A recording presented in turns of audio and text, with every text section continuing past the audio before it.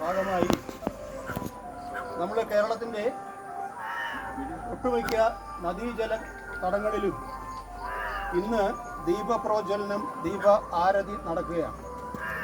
ഇപ്പോൾ നമ്മുടെ ഇവിടെ ഇളമ്പള്ളിൽ പയ്യനല്ലൂർ ഭാഗത്ത് നമ്മുടെ ദീപ ആരതി പരിപാടി ബഹുമാനപ്പെട്ട ഉണ്ണികൃഷ്ണ സാറ് ഉദ്ഘാടനം ചെയ്യുകയാണ്. ദീപം ജ്വലിപ്പിച്ചുകൊണ്ട് അദ്ദേഹം ഈ പരിപാടി ഉദ്ഘാടനം ചെയ്യുന്നതാണ്.